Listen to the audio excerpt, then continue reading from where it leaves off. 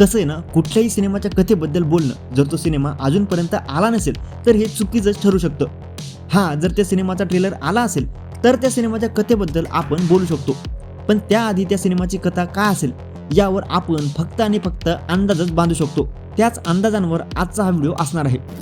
तर व्हिडिओ सुरू करण्याआधी मला एक गोष्ट स्पष्ट करायची आहे. या सिनेमाची कथा काय असेल हे माझं वैयक्तिक मत नसून सध्या प्रेक्षक काय म्हणतायत यावर हा व्हिडिओ असणार आहे. नुकत्याच राजश्री मराठीच्या एका पॉडकास्टमध्ये प्रवीण तरडे यांनी मुळशी पॅटर्न 2 या सिनेमाची अनाउन्समेंट केली होती. त्यानंतर काही दिवसांनी त्यांनी लगेचच मुळशी पॅटर्नचे निर्माते पुनीत बालन आणि अभिजित भोसले यांच्यासोबत या सिनेमासंदर्भात एक मीटिंग घडवून आणली.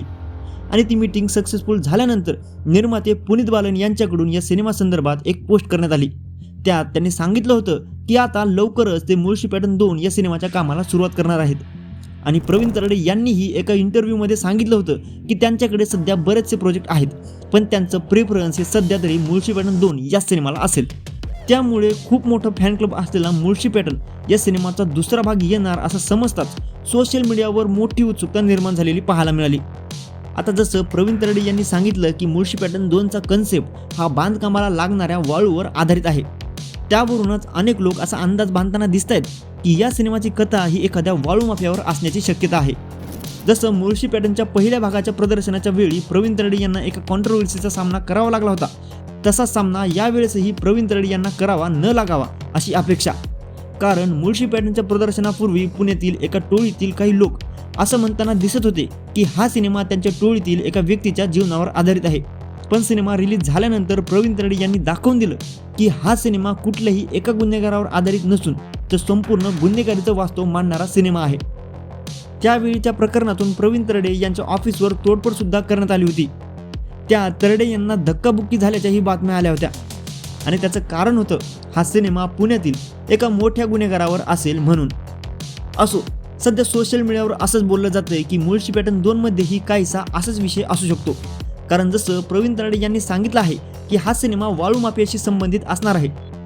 तसंच पुणे ग्रामीण भागात काही वर्षांपूर्वी एका वाळू माफियाचं नाव खूप चर्चेत होतं. जवळपास 25 वर्ष त्या व्यक्तीने आपल्या नावाची दहशत निर्माण करून ठेवली होती.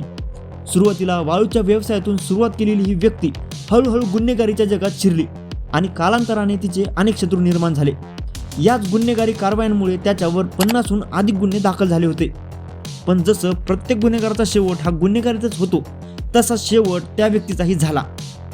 आता कदाचित तुम्ही म्हणाल एवढं सगळं तर सांगतोय पण त्याचं नाव का सांगत नाही, तर त्यामागचं कारण खूप साधं आहे.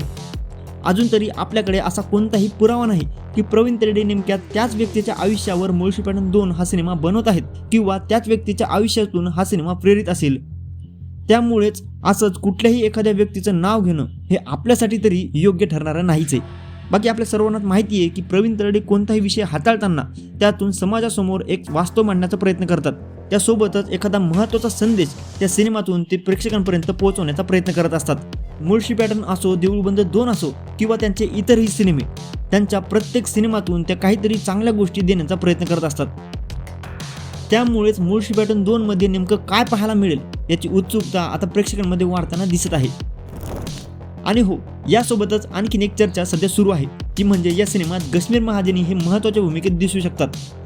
कारण 2023 मध्ये एका हिंदी मीडियासोबत बोलताना त्यांनी सांगितलं होतं की मुळशी पॅटर्न 2 मध्ये ते एका महत्त्वाच्या भूमिकेत असणार आहेत. आता हा हँडसम दिसणारा अभिनेता एखाद्या रॉ आणि गँगस्टरच्या भूमिकेत कसा दिसेल हे पाहणं नक्कीच उत्सुकतेचं ठरणार आहे. बाकी तुम्ही मुळशी पॅटर्न 2 या सिनेमासाठी किती उत्सुक आहात हे कमेंटमध्ये नक्की कळवा.